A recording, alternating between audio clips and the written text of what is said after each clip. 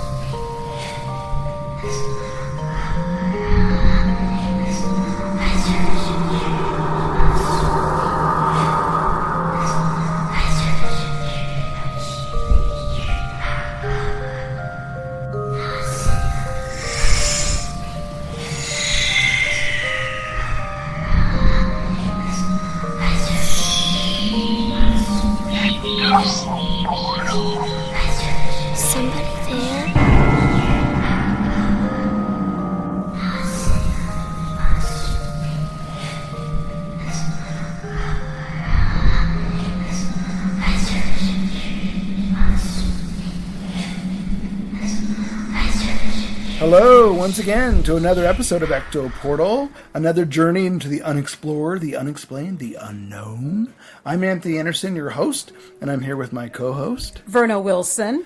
And what should we have this week for the listeners, Verna? Well, we have the vampire Baroness of Paris. She was a baroness, and she was nicknamed the vampire, and her grave is in Paris, so we will talk all about that and the lore behind, the story behind her. Nice. Yeah. Nice. More legendary stories. More legendary stories, and it's a story that has kind of an impact still today. Okay. Yeah. Sounds good. So what have you been up to lately? Well, besides working a lot, I've been trying to work on my poetry. Besides doing fiction writing since I was very young, I always told myself I'm not much of a poetry writer. I'm more of a prose writer. But I did write poetry when I was younger, and I thought I'd try my hand at it again. So when I was trying it again, it just started coming in, and sometimes verses would come in my head, and they wouldn't leave me. So that's nice. I've actually been working on that. So I have requests from people to put a volume together, so I might actually try to do that. You should try. Remember we were talking before about the Kindle Vella? There's a lot of poetry writers that use Kindle Vella to do 1 or 2 poems per chapter or episode, so that people can read their poetry. And I thought it was just for fiction, but no, you can poetry. Maybe I'll put it in there. We'll see about that. Yeah, that's a good way to start it and develop it, and then eventually you'll have a completed book. Oh, well, I might think about that. Yeah. But that's what I've been doing. And then I've also been collecting. I've got some gifts recently of some Bay Area writers. I collect books from Bay Area writers that were present during the 1800s and the turn of the century. So I've gotten some. That's how I learn about a lot of them, is because when you get the books, you explain who they were a little. Right. That's where I learn a lot of these people. So that's good for me. Yeah. Too. So I have had some new ones, and I've been reading them, and it's interesting. To read about what old California was like and their situations were like. Bret Hart is one of them, and he actually used to work not so far from where I used to work in the financial district. So every time I go past that address, I think Bret Hart worked there. But anyway, he wrote some interesting stories, and it really takes you back to the streets of San Francisco and the Bay Area, what it was like living here at the time. Yeah. Yeah, so. That's cool. Yeah. That's good. And what about you?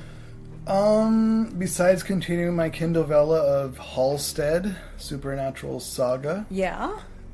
Which will eventually lead to a Kindle book. But I'm also working still on my paranormal kind of handbook haunting series. Oh, right. Of different points in the United States, different cities of the United States. So each book's a different city. So I'm delving right now into Seattle because that's where I'm from. That's my hometown. So I'm really, and it's funny when I do research for a lot of this stuff, and I've done a lot of San Francisco. I have a lot of San Francisco research ready to go too, but I'm not going to do that yet. I thought, let me go back to my roots. Let me go back to my hometown first. And I find stories I look up the articles. I do look up the internet articles as well, but I also like to dig up the actual articles from the Seattle Times, Seattle Post-Intelligencer, because I want to see what they actually, facts that are said in the articles back in the early 1900s, what did they actually say versus what did someone think they said. You've been doing this since even before we did the former radio show. Mm-hmm. I've known you for like maybe 8 years now. Yep. And you've been researching this for years. Yeah. So when this guidebook comes out, it's going to stuff. be a good one. Yep, and it's going to be a whole series. Each book is one city, major city. Oh, this is going to be really good. So it's funny though, when I do the investigation, I find articles and I find stories on the internet where they vaguely give facts and then they give wrong facts and they confuse facts. And then I look at the articles and I'm actually uncovering real things. Like there's a famous mortuary in Seattle that's haunted. It's in the Pioneer Square district.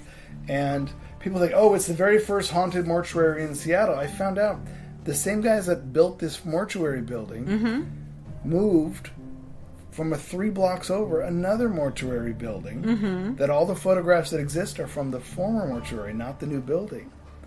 And that then they moved to another one. They built another third building. So everyone says it's the first. No, actually it wasn't. But I uncovered this by looking at the addresses. So you're probably going to put the most information those places have. Probably.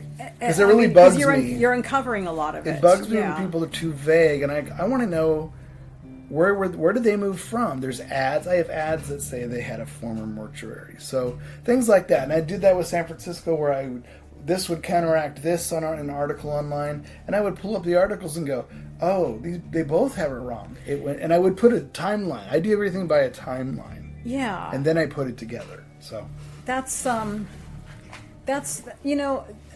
interesting for. I don't think you've. That's like history more than anything. It's history more than anything. I don't even think you. Of course, you haven't been to all of those places, but if somebody wants to do a history timeline, all they have to do is look in that guidebook of yours and exactly and actually try to uncover an old map and. Yep, and I give addresses, photographs where I can. If you want to go on a walking tour yourself and look at where these buildings are, some of them are still there.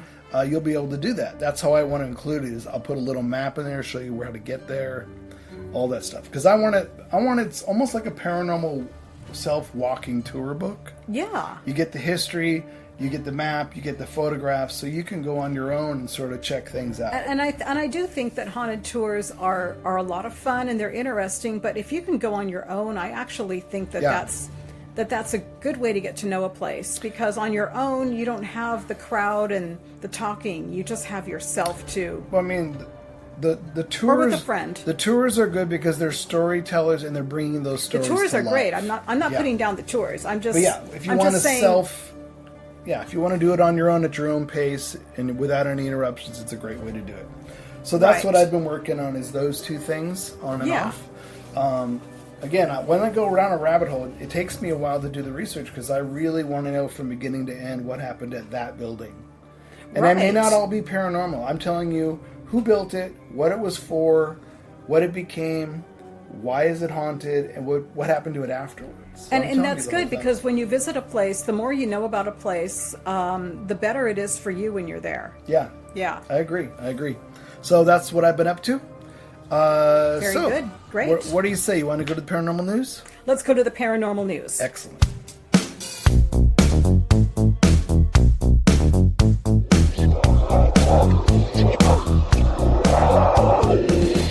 And welcome to the paranormal news.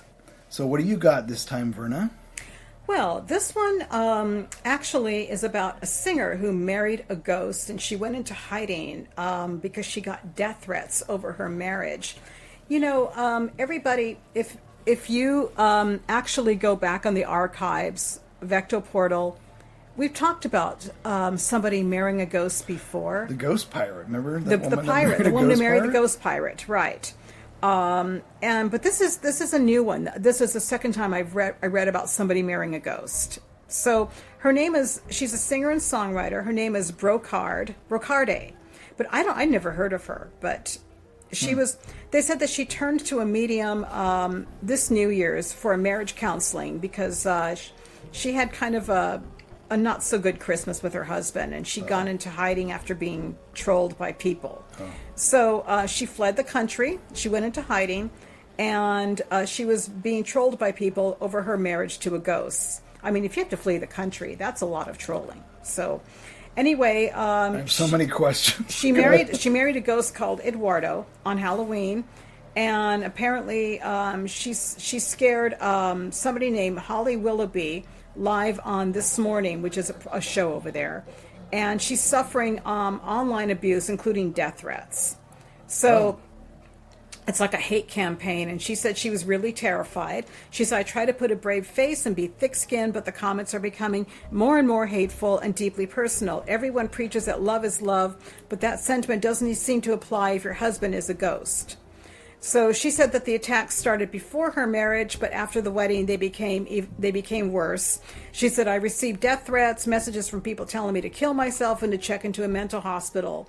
She said, I'm scared someone's going to attack me in person or turn up at my home. It got so bad that Eduardo and I have left the country.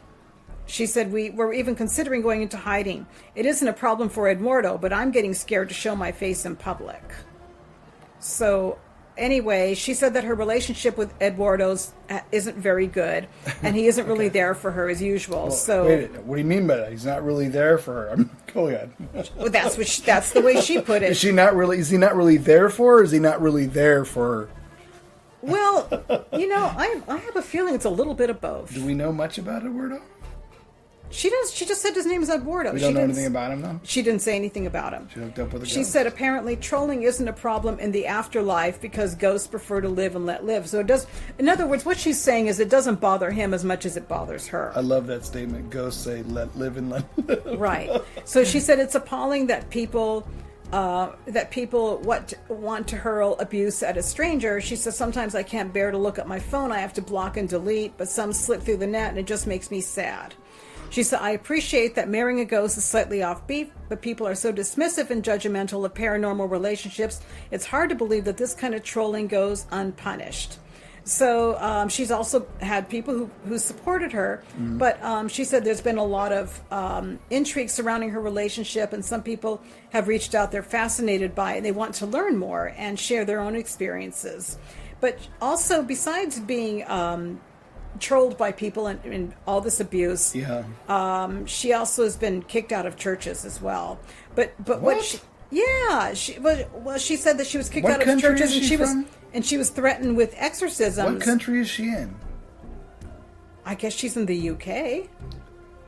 She tied the knot in the Asylum Chapel in London after a mission to find a church or venue that would host their wedding. So she told ITV's This Morning, which is a show over there, that I think there's a bit of an issue with religion in the afterlife. Not all the priests believe that. So in other words, she had a hard time finding somebody who would marry her. No. Shut up. She said the ceremony had an open invite to the living and the dead, which saw the likes of Marilyn Monroe, Elvis, and Henry VIII attend the chapel. Why not? What a guest Anne list. Boleyn was there. She was holding her head to her side. That wouldn't be funny to Anne. No, but if she attended. She probably wouldn't want to go there because Henry's Or maybe there. someone brought her head. Why so would Anne want to see Henry? Wait, maybe they got embarrassed when they saw each other. Or maybe someone just brought Anne's head and just carried her there so she could see the wedding. But Anne's a ghost. Exactly. Anne's a hole. Exactly. But she was beheaded, so... Well, anyway, it's off track. She was forced to turn to a medium Okay. For marriage counseling because she had a bad Christmas with her husband. Can you imagine a medium as a marriage counselor? I would love to be a fly in that room. Just saying. It would have been an interesting session. Yes. Yeah. So the medium sensed that the ghost had love for her, for his wife, and she said it's critical that they work on their communication skills. Well, okay. I mean, I would hope so. I mean, the living have to work on their communication skills being married. Ghosts Can you have imagine? to work on their communication skills. Absolutely. So after demanding her husband give a sign that he's committed to the marriage and wants to survive, Brocardi started being haunted by a screaming baby. So as well as the crying baby, which wakes her in the middle of the night, she's also seen the vision of a rocking crib at the end of her bed. So first came love, then came marriage, and then came a crying ghost in a baby carriage. Right. Okay. You know what it sounds like to me? What? The spirits on the other side What? are messing with her. I think so. I mean, Yeah. I know she thinks she's married to this guy, but who says that he isn't just trying to And do that all she this had shit to her? and that there's a baby now and everything. Exactly. Well, she said that only she could stop the baby screaming by screaming back the top of her lungs. And she added, the baby and the sleepless nights felt like a bit of a deal breaker, but with the trolling to contend us as well, I'm starting to wonder if being married to a ghost is all it's cracked up to be, or if it's just to crack me up. She said, it's pretty miserable and unfulfilling being married to a ghost. I'm becoming a shadow of my former self, a bit like Eduardo. So she has a single, it's called Haunted, and she wrote it about her relationship with him. It's probably on YouTube. Probably. We should try and get her on the show. I'd like to get her on the show. And let me say something about this. Okay. I'm not making fun of her. No, I'm intrigued. I have so many I'm questions. intrigued with her. Yeah. I'd like to get her on the show. I might look her up, and I'd like to hear about it. Yeah. This is my opinion, and a lot of people are not going to agree with me, but I don't think being married to a ghost or having a paranormal relationship is unusual or weird. Because let's put it this way, these are souls. When you have a relationship with anybody, there's chemistry and you're attracted to that person's soul, really.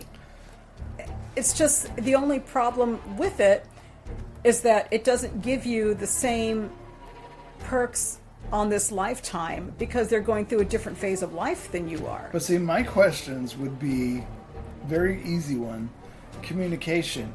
Do Right. you telepathically speak to this soul? Right, you have to be very good with that. Because I don't know Yeah. how else you could communicate with it unless this spirit manifests speech Right. in your atmosphere and Yeah. talks to you. That only those two ways. There's only two ways they can communicate. I mean, I guess you could use a Ouija board if you believe in it. They can come through in dreams because a lot of Dreams? spirits come Yeah, through in yes, dreams. yes, And that's true. they come through very clear because I'd just be curious what communication is used. and what made her convinced that she actually had a relationship and she was married so to maybe him. you'll have to try and get her on the show then. I would like to get her on the show, and here's another point of view of mine.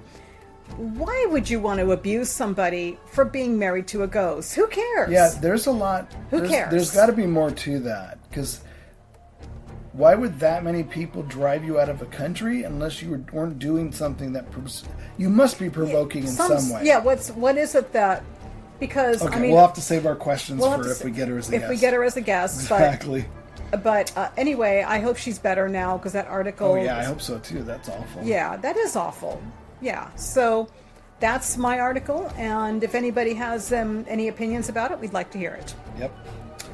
So What do you have? My article actually is about a ghost sighting in Cardiff Castle in Wales. A Welsh woman was left in puzzlement when she films a ghostly figure in the tunnels beneath the haunted castle. She claimed Emily Price, that's her name, Emily Price, captured it recently. Her and her husband were touring the country's iconic Cardiff Castle.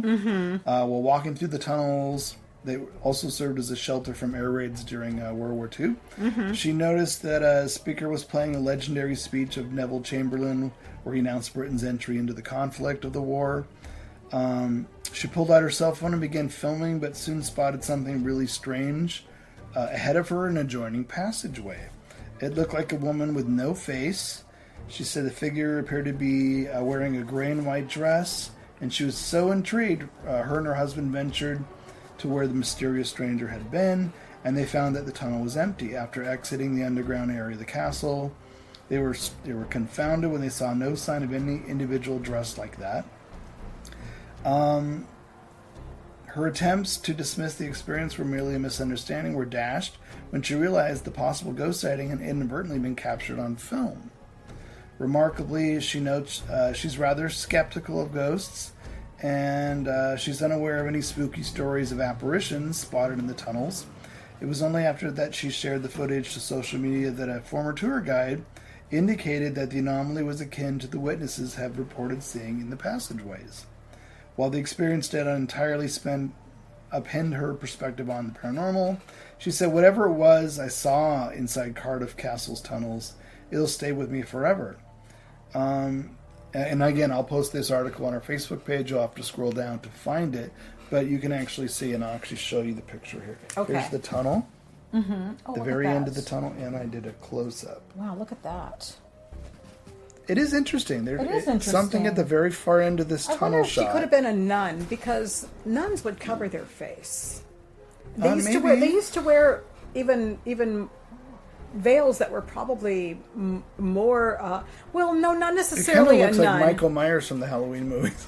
Oh, kind of does. But but on the other hand, medieval times, women wore wimples and they wore veils. They over wore their face. They wore stuff over their face. So if it wasn't a nun, it was probably somebody from medieval times who was used to covering their face. Yeah.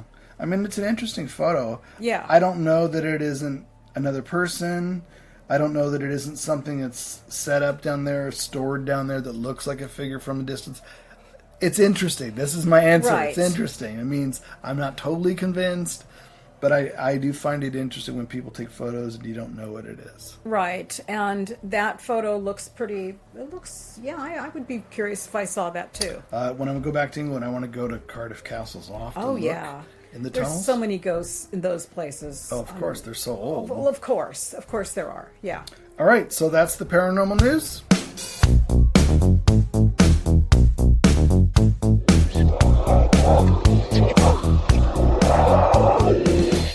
All right. Okay, so here what do we go. got this week, Bruno? What do you got for us? We have somebody who has been nicknamed the Vampire Baroness of Paris. And, you know, I think the vampire nickname for her is kind of unfair myself, but I'll explain why. Okay. Yeah. Okay, this is a woman, this is how her name is pronounced, Baroness Elisabeth Alexandrovna Strogonoff. Wow. Yeah, and she was born to a Russian industrialist family. She wasn't born into. They were trade, and it was in February of 1779 in St. Petersburg, and she actually had a very rich and charmed upbringing. Mm-hmm. Her family was one of the wealthiest in Russia. Their money was made from salt and fur. So that was their trade, and they were very respected. They were very well respected, and they were bestowed the title of barons of the Russian Empire by Peter the Great. So she was. So she led a very, Is this late 1800s, early 1900s? No, late 1700s. Oh, okay. Yeah, late 1700s. She was born in 1779, so it's probably the early 1800s, around the Regency. So. She would lead she led a very colorful social life. She married a wealthy young man, another industrial family that made their riches by trade, and his name was Nikolai Nikitich of Demidoff, and when she was only 16 years old. And of course, people married young back then. Mm-hmm. And he became a diplomat, and they moved to Paris, France, and they had 4 children there. And only 2 of the children survived into adulthood. So she was known as an outgoing socialite, and she was popular in aristocratic circles in Paris. And she was very good looking, and she became a popular figure. Mm-hmm. So their lives were going peacefully for a while, but there was tensions between France and Russia. So it forced Russia to recall Nicholas in 1805. So the two moved to Italy for a while before heading back to Moscow. But after heading back to Moscow, the marriage began to disintegrate. The marriage was not going very well. So she actually moved back to Paris after getting out of the marriage. I don't think they divorced. I think basically they separated. So she went back to Paris because sort of fizzled out, and they just sort of went their own ways. They went their own way, right? They were still married, though. They were still married, yeah. And she moved back to Paris, and because she always loved Paris, she felt at home there, and I guess she had all her friends there. So that's where she moved back, and she felt at her best there. And she died there in 1818 at the age of just 39. That's really young. I wonder if she got sick. What happened? Well, they don't say how she died. But for that period, I mean, that's still kind of young. It's still kind of young, but yeah. it's not like unheard of. No. People. But what did she die of? Does it say what she died of? It doesn't say what she okay. died of, that she just died at age 39. And I know that people got older quicker back then. Well, they had more disease, more, right. There pandemics, more. And there was no antibiotics, of course. So so people didn't live as long. They didn't live as long, no. So she was buried in a cemetery that opened in 1804, which is the Chaise Cemetery. It was considered a fashionable place to have to be interred, and of course, a lot of the rich and famous were getting their loved ones buried there. So is it a high class, expensive? High class, to be expensive there? place. Yeah, it was a place where if you were well off, you would want to be interred there. Yeah, it was the it place to be buried. It was the it place to be buried at the time, right? So it was well manicured, tree-lined streets. And very lavish mausoleums. Of course, you had people who were buried there had the money to build lavish mausoleums for their families. Yeah. So one of them belonged to Baroness Demidoff, and it was it's an elaborate structure of white marble standing at an imposing 32 feet high, and it's surrounded by pillars, and it's reminiscent of an ancient Greek temple, and it's high on a hill actually. So what was interesting about that mausoleum is that she's buried in a crystal coffin where you could see her underneath the coffin. What is it, Snow White? Wasn't she in a crystal coffin? She was in a crystal coffin in Snow White, or was it Sleeping Beauty? No, not Sleeping Beauty. Sleeping Beauty it didn't was Snow die. White, because the dwarves would see her in the crystal coffin. They could see her, and that's how the prince saw her. But by the Can way, you folks, imagine? I know a crystal coffin. A crystal coffin. You By the way, folks, you had money. For a crystal coffin, you would have money. And just a side note, folks, we actually did an episode before on the Grimm's Tales, so you may want to read the original Snow White. It was actually fascinating, though, the it magic was. and stuff. You actually find out a lot of more details. We actually uncovered a lot of interesting things. We did, so and check out that episode. The fact that they got all their facts from a grimoire, but that's listen all in the to archive. the episode. Check out the archive. Check out the archive. Yeah, Grimm's Fairy Tales. But anyway, there began to be strange stories that were coming out of that people visiting or going past that mausoleum. So the rumors had it that her will left a very bizarre stipulation. According to her will, it stated that a fortune would be awarded to anyone who would spend a year in the mausoleum alone with the body of the Baroness. And there was some very strict rules that they had to go by. The person was not allowed to leave the tomb for any reason other than an hour a day to take a walk, during which time they were forbidden to talk to anyone or human contact. And the walk was only to be undertaken before 5 o'clock in the morning in the summer and 8 o'clock during the winter months. So in the morning? Yeah, 5 o'clock in the morning in summer. I know, you have to wake up early to go take your walk. Is it worth it? No, I'm going to go back to bed. I'm sorry, I would want my coffee first. But anyway, or 8 o'clock in the winter months. Mm-hmm. So the only diversion that they were allowed was that of reading, which would have been easy for me. And there was a light inside the mausoleum at the head of the coffin, and a servant was to visit the person inside to bring food and water to take away waste. We all know what that means, Bucket. A bucket of your honey bucket. A little one back then. It'd be a little honey bucket. Not so much honey, but more what's in the bucket. Probably smelled after a while. Well, but anyway, imagine the job of having to take it away. Ew. Imagine having to sit in that mausoleum with it until somebody took it away. Yeah, and can you imagine if... Anyway.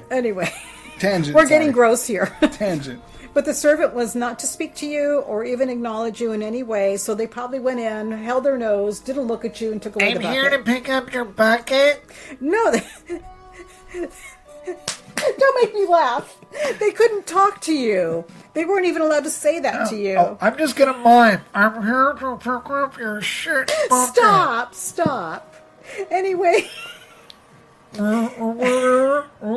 But here's the clincher. Okay, she was interred within a crystal coffin, which of course had to be in a very elaborate coffin, right? Yeah. Her corpse was seen.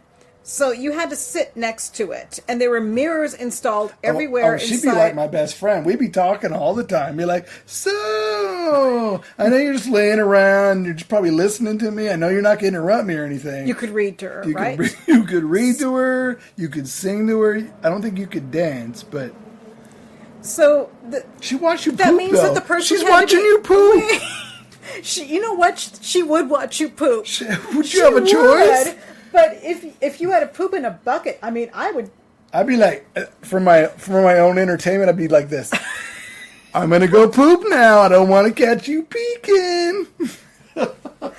Oh gosh, this is turning into a comedy episode. But anyway, well, it's a little weird. Stop. It's a little weird. So anyway, there were supposed to be mirrors installed everywhere. Can you imagine? You can see yourself going to the bathroom. Come on. But you can see her in the reflection of the mirror peeping at you while you're going to the bathroom. Which is even worse. It is worse.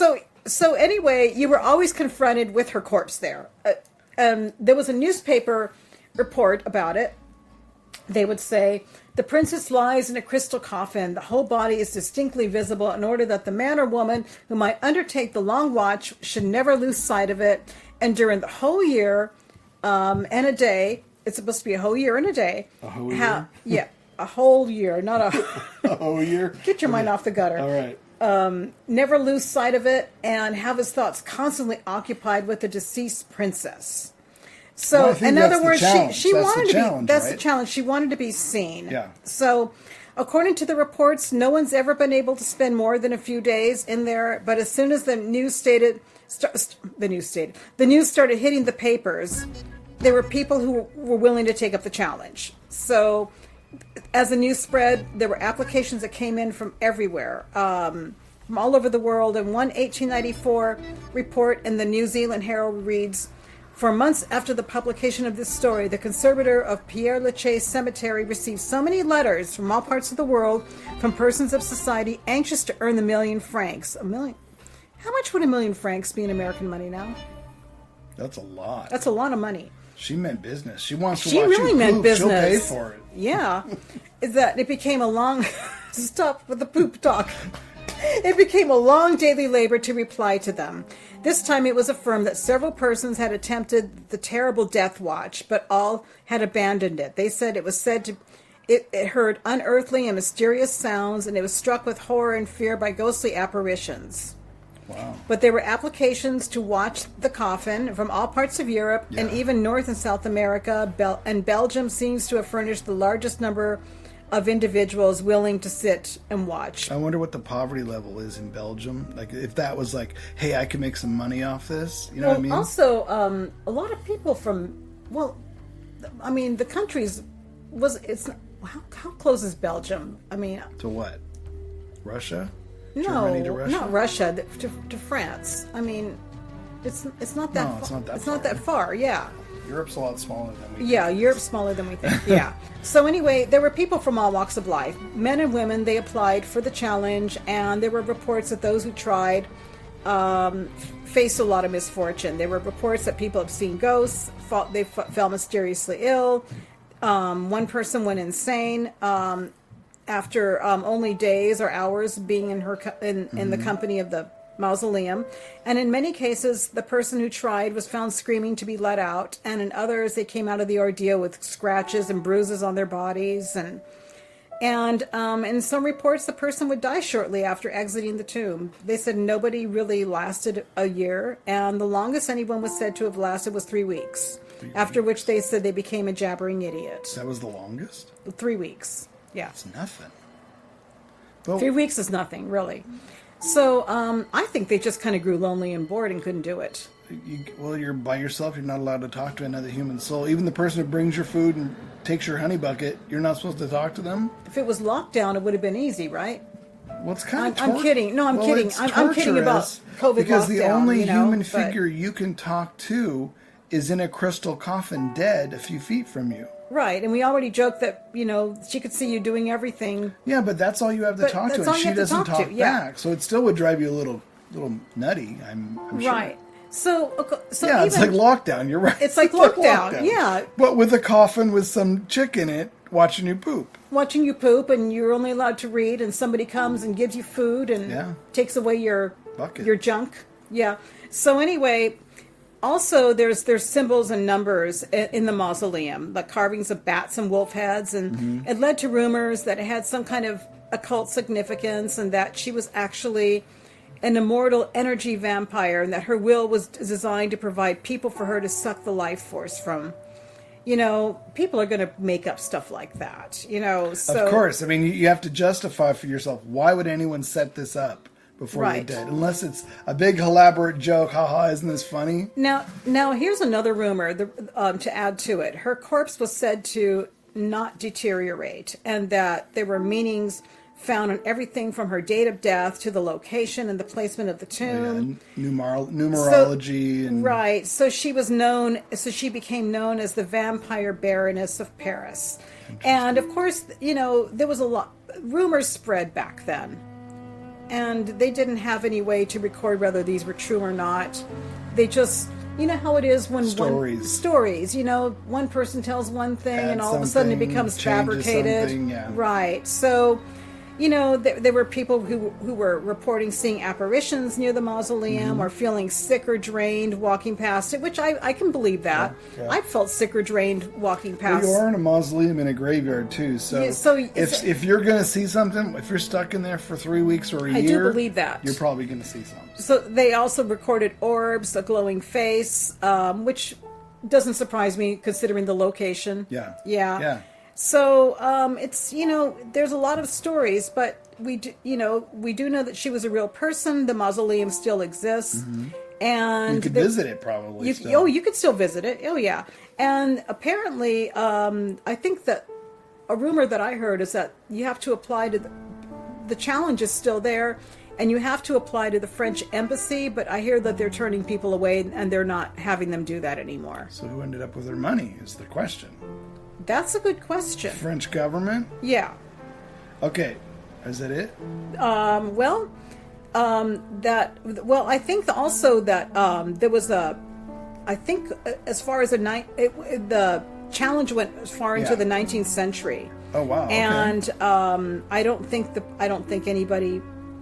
They don't say the who. challenge was in the 19th century. It went far into the 20th? 19th. Well, it went into the 19th. Oh yeah, I'm sorry. It's in the 20th century. I'm not thinking. Forgive me, folks. I'm tired. It's been a long day. 20th century. 20th century, yeah. But nobody's met the challenge. Yep. It's apparently you have to apply to the French embassy to do it, but they're turning people away, and I don't think it's good. The challenge is good anymore. Now I want to ask you. I want to Sure. go back in time. All right, let's go back in time. Right after she died, and the challenge was fresh. So was she in her crystal cabinet of wonders. Would you have taken the challenge and stayed in there a year? Would you have done that? No. You would never have done that.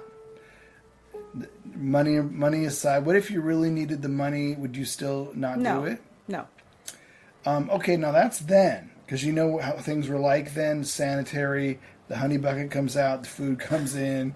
Bucket. But you're stuck in there with the honey bucket and a decomposing woman in a glass case. Right. Yeah. All the weird details. Flash forward to the present day. Would you, as an investigator who loves to write about experiences, take that challenge and make me think, I'm going to make sure I write down notes, my thoughts, the experience, describe everything and what you encounter, what you see, so that it's actually you take the experience out and you get the money itself. Now, would you do that in present day? Not for a whole year, no. So it's a whole year out of my life. It's a lot, and you can't talk to another human soul. So no, I mean, let's put it this way: I'm used to being alone. I live alone. I work alone.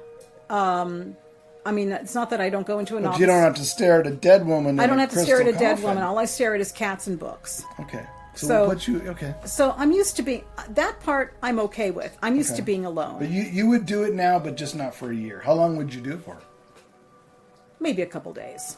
Oh, that's like camping out overnight. That's enough to know. That's enough for me to know what I'm going through. Okay, so it's. I mean, I'm wondering myself. But I probably wouldn't win the money. But if well, you wouldn't because you didn't fulfill the. Because I didn't fulfill it. But it's a year out of my life, and I'm trying to. And to me, you know, you can never take those moments back.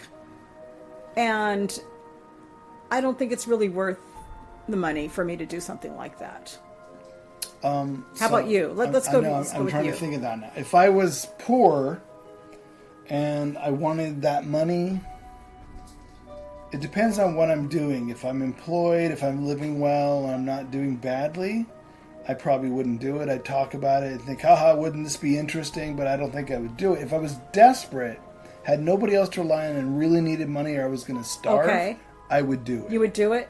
Well, here's a catch. If I were allowed to text people how I'm doing, and they had cell phones, this is modern times. If I was allowed to text people how I'm doing, that's technically not cheating. Because you're not speaking to another human. I'm not speaking to another human. If I were allowed to text my loved ones... You would do it? I might do it longer than a couple of days, yeah. How long? I don't know. I don't think I still don't think I'd want to do it for a whole year because that's month? Maybe a month is okay. Okay, now what about you seeing her coughing all the time? I don't think that would bug you, knowing how thick-skinned you are about that stuff. No, I'd be fascinated. I'd be doing EVPs in there. And I would I know want to you bring would. The equipment. I would write down every experience. Would you do it for a whole year, though? A whole year. Oh, I have to crap in a bucket, though. Well, what if they build a porta potty in there? Modern times. So let's bring it up to date a little. Instead A porta of a potty. honey bucket being hauled out every day by poor schmo. Thank you. Instead, it's a porta potty. Is it cold in there? Is it warm? Do you know what I mean? I would hope it would be warm. These would be questions you'd have to think about, right? Yeah, I would hope they would. Is your bed comfortable? That's the thing, Do you have a though. flashlight? Are you going to have to sit in the dark? To not develop any health problems while I'm in there, because I mean, it's a mausoleum, for Pete's mold sake. and mildew? Yeah, so. You know what? No, you've talked me out of it now. I thought of all the things that could happen around you, and I don't think it's worth it. It's not worth it. Not even if I was poor would I do it. No, it's not worth it. There you go. Yeah, but I'd like to get the listener's opinion. Would you do it? Would you spend an entire year in this mausoleum with this? And I also think vampire Baroness. I think that it's kind of unfair. It's kind of unfair that's applied to her that name because that's all hearsay. According to her life, she didn't seem to have anything to do with the occult. She was. But she had a wicked sense of humor. She had a good sense of humor, but she seemed to have been a socialite who liked enjoying herself, who liked going out and visiting people. Yep. She didn't seem like the dark, mysterious, but you never know with people. And there was a lot of occult circles back then. We don't know. I mean, a lot of secret societies and stuff. We don't know what her personality was like. We don't know who she hung around with. Yeah. We just don't know. We don't know. But so there you go. There you go. Yeah. Interesting. All right, folks, that's another episode of Ecto Portal, a different episode. Makes you kind of think about what you will and will not do in the time period and that don't it's call offered. the French embassy and say, I heard Ecto Portal and I heard that the challenge is still there. Yeah, I want to hang out with that dead Baroness vampire lady. They're not taking, from what I heard, they're not taking the challenge anymore. Yeah. But you can visit her. You can visit, you can visit the mausoleum. I want to see the mausoleum. I want to go there and visit. Yep. So, anyway, enjoy the show. We hope you enjoyed the show. And if you have any opinions about it, we'd love to hear about it. Absolutely. And if you know anything about her that we don't, I'd like to hear about that too. Exactly. All right, folks. Until next week. See you next week. Into the Ecto Portal. Bye.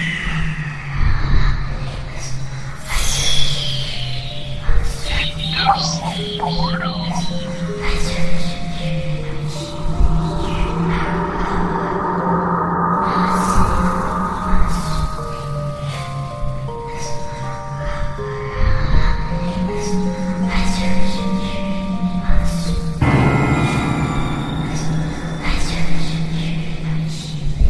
Music by Mark Vandermeulen and theme by Ross Bugden. Be sure to visit us at www.ectoportal.com.